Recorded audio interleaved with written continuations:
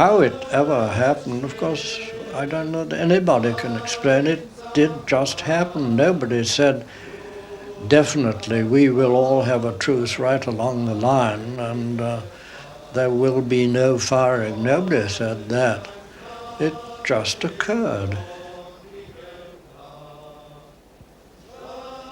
During a war, suddenly meeting the enemy and talking to them and exchanging souvenirs and things with them, well, sort of quite unheard of, sort of unexpected sort of thing. Well, I'm sure it was stand out in anyone's memory. If the truce had gone on and on, there's no telling what could have happened. It could have meant the end of war. After all, they didn't want war and we didn't want war. And it could have ended up by finishing the war altogether.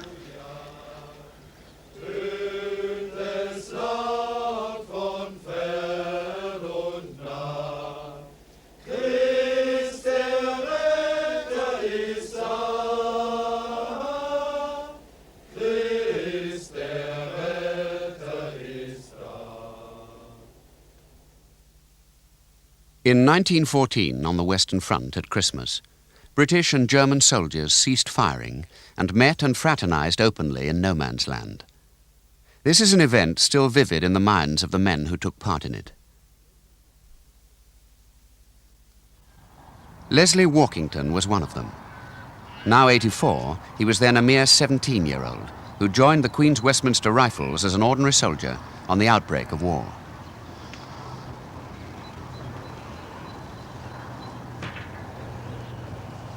Now he lives in active retirement on the country estate which he managed for many years on the fringes of Dartmoor. Albert Moran was also there. He too is 84 and was 17 when he volunteered. He became a private in the Queen's Regiment. Later he was severely wounded but recovered to spend a busy working life as a tailor and now lives quietly at West Bromwich. Graham Williams is 88. In 1914, he was a 21-year-old rifleman of the London Rifle Brigade, generally known as the LRB. As a territorial soldier, he was already pledged to king and country when war began. After a career in the post office, he now lives in Brixham, Devon. For all these men, their journey to France in the autumn of 1914 was the beginning of a strange adventure from which they count themselves lucky to have escaped with their lives.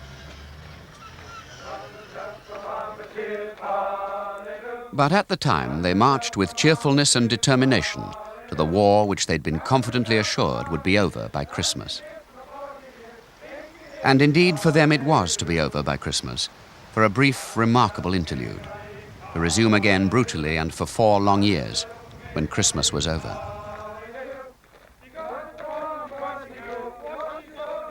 Rifleman Williams had his first taste of life at the front at Ploegsteert in Belgium, Plug Street to the Tommies. Elsewhere that autumn there was heavy fighting. Almost 100,000 British soldiers were to become casualties by the end of 1914. But Plug Street was, on the whole, quiet, cushy. For Graham Williams and the LRB, it was to be a relatively easy introduction to war. It was very quiet indeed, but most of the time there was nothing doing at all. There was no use firing unless there was something to fire at, and most of the time there was nothing to fire at. Just saw the German parapet. At night occasionally there was a bit of firing because Vera lights were being sent up by both sides more or less all the time, and as they moved they sort of cast moving shadows of a bush or a depression in the ground that could be easily mistaken for a person moving about. But during the day there was not, as I say, only just a sniper now and then. If anyone was rash enough to show his head above the parapet, 10 chances to 1 to get a sniper's bullet somewhere near him if it didn't get him. But apart from that, it was quite quiet. Private cameras were officially not allowed, but many men still had them and took snaps of each other, even in the trenches. But as winter approached and the weather worsened, conditions at the front deteriorated too. For Rifleman Walkington of the Queen's Westminsters, his principal memory of the weeks before Christmas is of mud. Been a lot of rain, and of course when you get rain on fields and farm tracks, and a lot of people walking up and down, obviously it gets pretty muddy. And it was very much like that, getting up to the trenches before one ever got into them. One was halfway up to one's knees probably and struggling along with a pack and a rifle and a blanket and goodness knows what. That was a big ordeal. And when you got into the trenches themselves, we were literally just in a sort of ditch. Leslie Walkington's battalion was 7 miles south of Plug Street, in the open agricultural land east of Armentières. Albert Morin's territory was almost 3 miles to the southwest, among the marshy fields and distinctive willow trees near Bois Grenier and Fleur Bay. Here, he and his comrades of the 2nd Queens, many of them mere boys, settled into the regular routine of trench life. You know, as soon as it got daylight, we would have stand to, and then everybody will be on the lookout in case there's a morning attack. And then, of course, afterwards, it was all settled down. You'd have your rations. Your rations would be brought to a communication trench. And the water carriers would bring you some water, if you were lucky. And the normal things, a company officer would come along the lines from other A, B or C, D company and inspect you. And then you'd start the normal duties on sentry go, take it on in turns, 2 on, 4 off, 2 on, hours on, 2, 4 hours off, that sort of thing.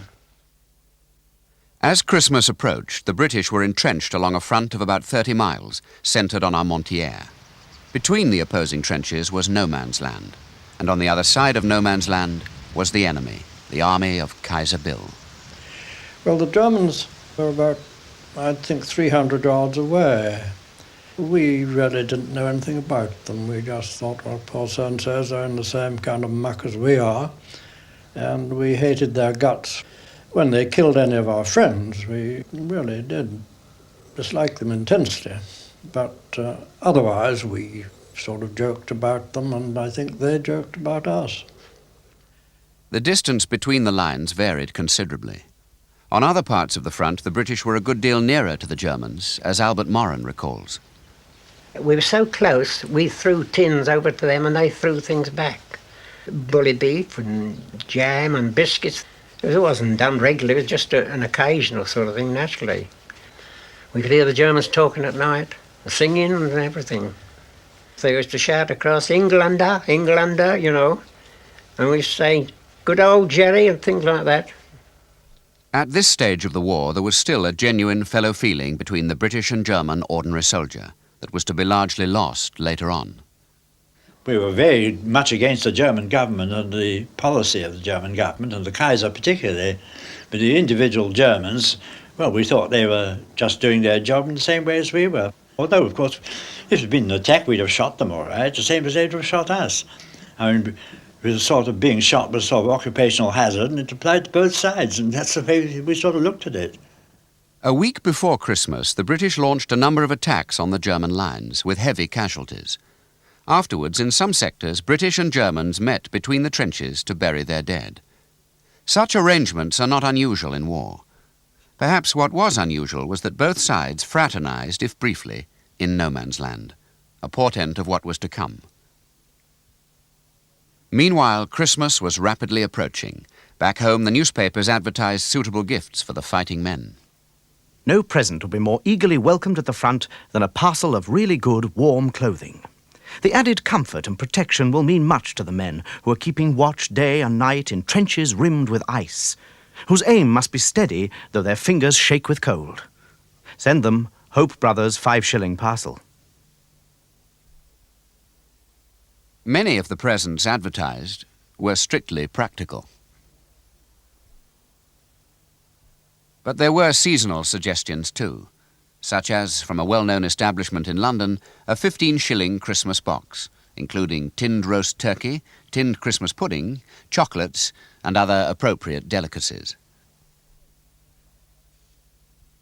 In France, the soldiers set about fostering the Christmas spirit themselves. Indeed, reports in the press that the Tommies were eagerly collecting mistletoe began to cause grave anxiety among sweethearts and wives in Britain. In most cases, they need not have worried. For the Germans, too, the seasonal spirit was in the air, as thousands of Christmas trees were dispatched to the front. For both sides, the symbols of an almost forgotten normality were very important that year. The Germans were not to be short of appropriate fare for the festivities to come. Officers and men received spiced cake, apples and nuts. Drink was also to be in good supply. The Christmas mail for the Tommies was phenomenal. The Times reported the arrival in France of 2.5 million letters and 450,000 parcels. There was a Christmas card, too, for every individual soldier, from the King and Queen. The cards carried the touching message, "May God protect you and bring you home safe." And from another member of the royal family, there was a personal present for every soldier. Princess Mary's box, containing for the smoker tobacco and cigarettes, chocolates for the rest. Like the royal cards, these boxes became prized possessions. Well, this is a box that all the troops had. It was from Princess Mary. You can see there's the tobacco and the cigarettes. I'm afraid I've smoked one or two, much against my wife's wishes.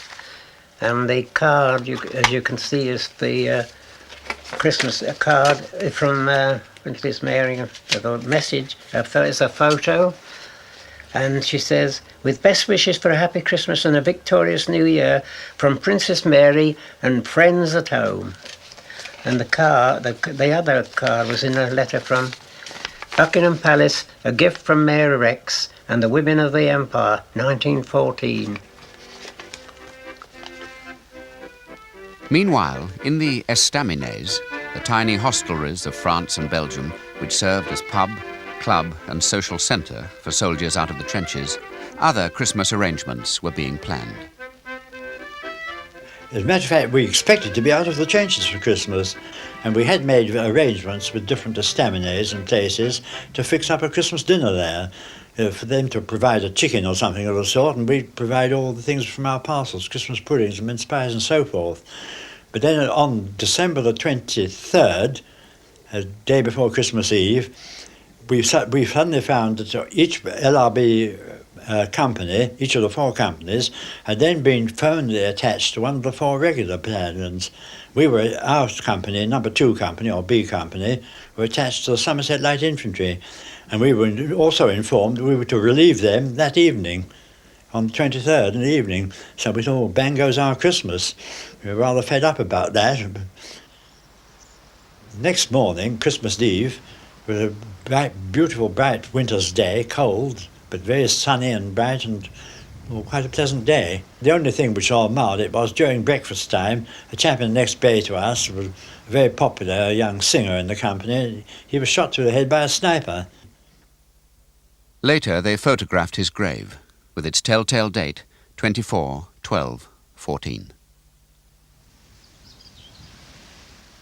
And now the night of Christmas Eve was drawing on. And for many soldiers in the trenches, this was to become the most memorable Christmas of their lives. It was a Christmas card, Christmas Eve. There was a white, beautiful moonlight, frost on the ground, almost white everywhere.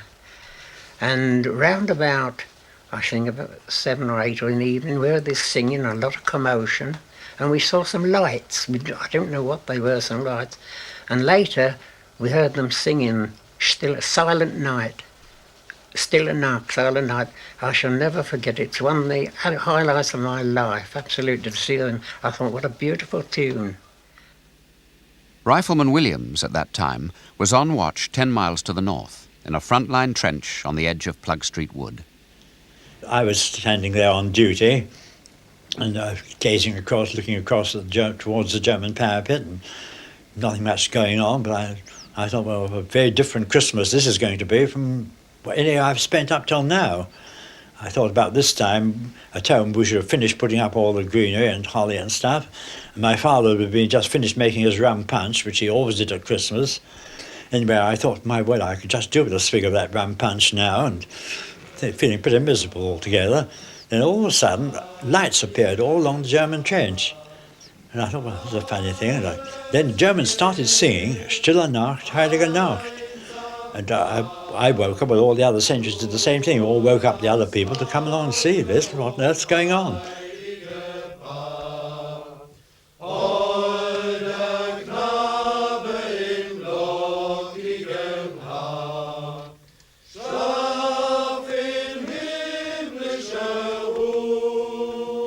They finished their carol, we applauded them, and then we thought we must retaliate in some way. So we replied with the first Noel, and when we'd finished that, they all began clapping, and then they struck up another favourite carol of theirs, O Tannenbaum, which is the same tune as the Red Flag. And so we went on, first the Germans singing one of their carols, then we'd sing another of ours, until then we started up Come All Ye Faithful, and the Germans immediately joined in, singing the same thing to the Latin words of Adeste Fideles. And well, I thought this was rather an extraordinary thing, really, to think of the two nations both singing the same carol in the middle of a war. They sang something and we applauded, and then we sang something back, and they applauded. I think they were perhaps a bit better at it than we were. They're very fond of male voice choirs, aren't they, the Germans? And they would sing things like Stille Nacht and all that, and sing them really rather beautifully. Christmas morning, 1914. Behind the front, a formal church parade. At the front, the atmosphere of the night before still prevailed. It was rather foggy, actually, at first that morning, but when the fog cleared, we began to climb out of the trench and wave, and then quickly jump in again in case they shot at us. But nobody did shoot, and eventually several people got out, and some of us went forward beyond our barbed wire. Anyway, eventually a couple of chaps met in no man's land and shook hands and turned round and waved, and we all cheered, and then we flocked out like a football crowd, sort of, running as fast as we could. It was very broken ground, and people fell into shell holes and things, but still we all got into the middle eventually, and we began to shake hands, and then we began to swap things like cigarettes and cigars and chocolate and cognac, and we gave them a bit of rum and so on, and everything got very friendly and happy. And we stayed out there the whole of the day. Meanwhile, similar unwarlike scenes were being repeated over two-thirds of the British 30-mile front, as battalion after battalion joined in the most remarkable act of fraternization in modern war. The no man's land was an extraordinary sight. It was full of parties of Germans and British all meeting each other and talking and laughing and exchanging souvenirs, exchanging buttons and cap badges and so forth. I was walking along and a chap came up to me and he actually greeted me with the words, "What's your cock, how's London?" Well, I said, "Good Lord, you speak English?" Well, he said, "Well, I am English." "No," I said, "you speak like a Londoner." He said, "Well, I'm a Londoner." I said, "Well, what the hell are you doing in the German army?" He said, "Well, I'm a German Londoner." And apparently I think he'd been born in Germany, but he'd gone to England immediately afterwards with his parents, and they had a small business in the East End of London somewhere. And he'd been brought up in England and gone to school in England and everything. It was all quiet, no firing, and no guns, artillery. And we had rumours passed along the line that there was a meeting with the Germans and British, but we didn't think any more of it. Until later, we saw the Germans coming out their trenches near us, almost opposite. And we, all curious, did the same thing. We came out of our trenches and we walked towards these Germans. And of course, not many of them spoke English. We did find one, a young waiter. He told us he'd worked at the Kaiser's Royal Hotel, Blackfriars, in London. He had a wife and 2 children. And he said he didn't want the war at all. And I think, if that sort of thing had gone on more, we may have seen the end of fighting, the end of the war. How it ever happened, of course, I don't know that anybody can explain it. It did just happen. Nobody said, definitely, we will all have a truce right along the line and there will be no firing. Nobody said that. It just occurred. And but it was all... it made us, you see, I was only a very irresponsible young private soldier then, with no responsibilities at all, and it just made us all roar with laughter because we thought of all the generals and people probably going purple in the face, and there's nothing they could do. And anyway, it turned out all right. The Germans were in the same position, obviously. And the only final result of it was that, and we were quite happy about it, was that we had taken out the front line, and it was a beastly bit of front line, about knee-deep in water, where I was living. So we were pulled out of the front line that night, and we said, well, jolly good, a very fine result of a truce. These are some of the many photographs taken that Christmas time in no man's land, as both British and Germans produced their cameras and cheerfully photographed each other. Many exchanged items of clothing, so that in some photographs you can hardly tell one nationality from the other.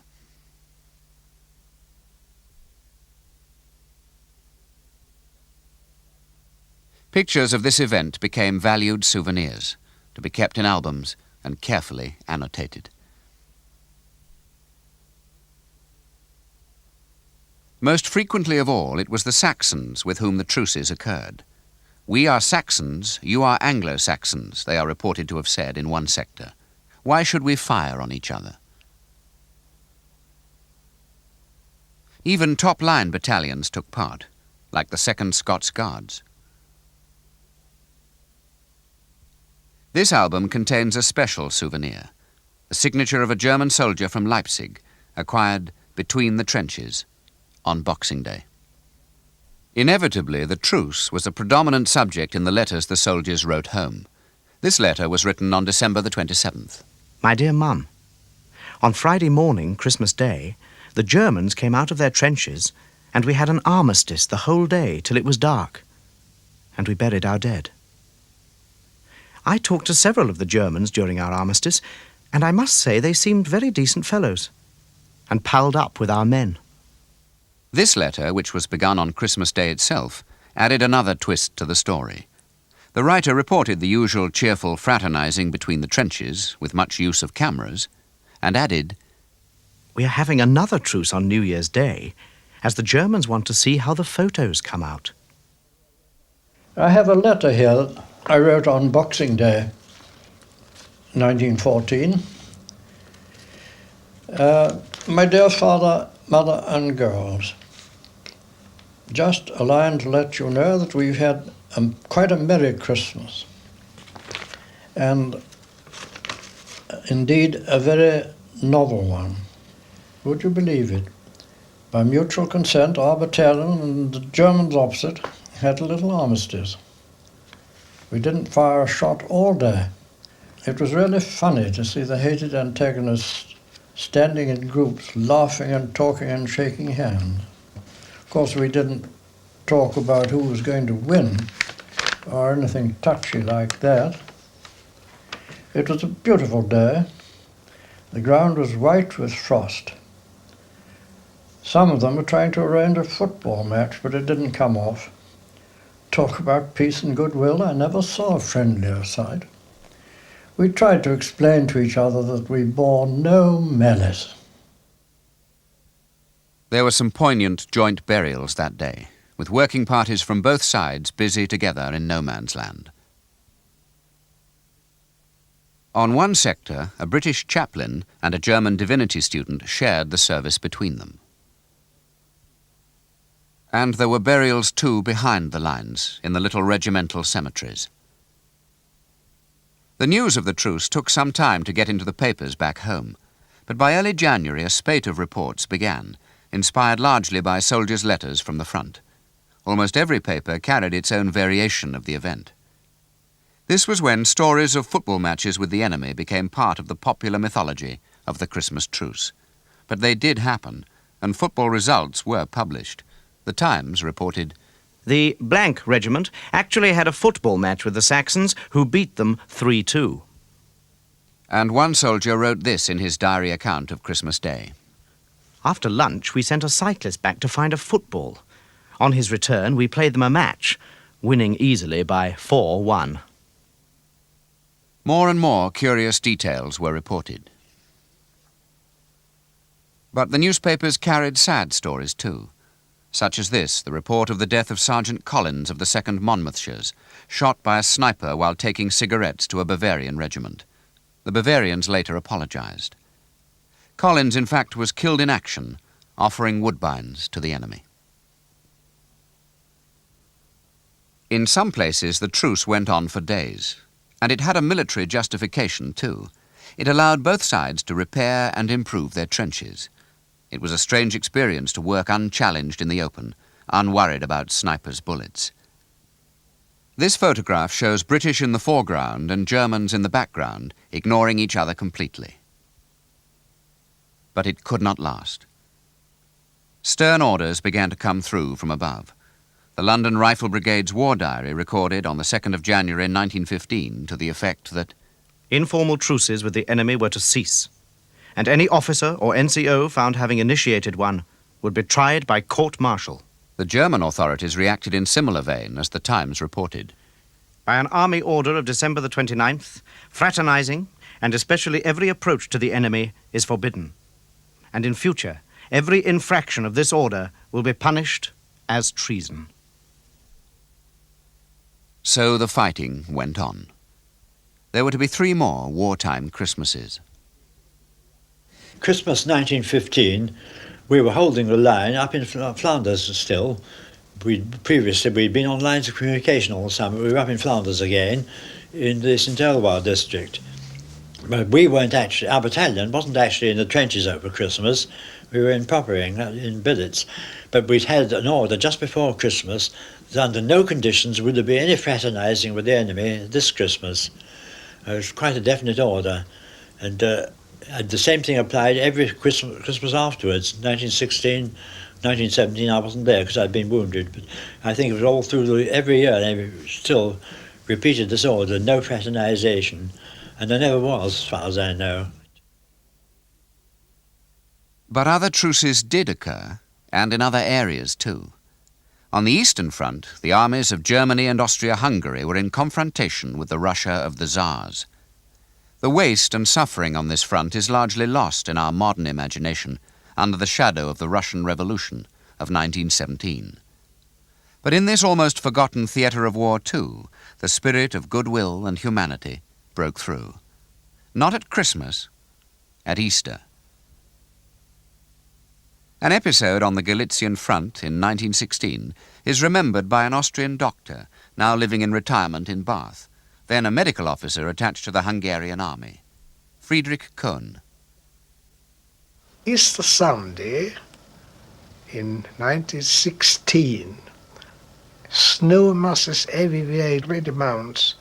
At 6 o'clock in the morning, suddenly a few Russians appeared from their trenches, waving a white flag and approaching our lines. Well, some of our people went out to meet them, and they suggested whether we shouldn't have a holiday, so to say, Easter Sunday, stop the war and meet between the lines and have something to eat and to drink, which both of us were able to provide. Well, the question was, that the local commanding officer was not in a position to say yes or no. He inquired at the higher command, and they refused to give permission at all. So we said to people, we are sorry, but we cannot meet. But in spite of that, at about 12, there came about 20, 30 people out of the Russian trenches, waving again white flags, carrying baskets with all sorts we didn't know. And a military band appeared as well, playing. And in the end, we came out too, and we met them, and we had a meal with them. I had the opportunity to talk to a colonel who was in command of the artillery section, and he spoke perfect German, that he was living about a few years in Vienna, and I asked him, why do you always send shrapnels and grenades to my first aid post? He said, it won't happen anymore. It didn't really. Until he said, if I should go, then I will send a rocket to tell you that we are off, which he did. For Friedrich Kohn, this event was just one episode in a long life, which later included imprisonment under the Nazis and the dislocation of being a refugee. But for him, it still remains a major revelation about men and war. I have seen demonstrated in front of my own eyes that suddenly people who kill each other, and will going to kill them again when the day is over, still are able to sit together and talk to each other. But such moments were sadly rare in a war which became more and more mindless and devouring. And so it is images like these, not the scenes of fraternization, of peace in no man's land, that come to mind whenever that war is mentioned. And as the fighting continued, and humanity seemed lost in bigger and longer battles, in new and frightening technology, so the idea of shaking hands, joking and exchanging souvenirs with the enemy seemed increasingly remote and unreal, until finally many soldiers who fought in France came to believe that such events had not, indeed could not have happened. For them, this was no man's land, this zone of desolation, and the Christmas truce was a myth, a fiction, an agreeable story, irrelevant to the killing game still going on.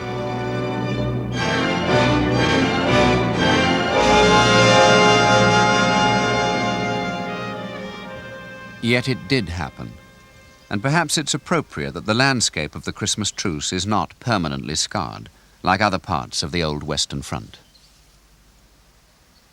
The relics of war are few. Here and there are screw pickets, on which in the later years of the war both sides hung their barbed wire entanglements. They're now used by the local farmers to support their fences. Here and there are old crumbling concrete bunkers, also relics of later battles.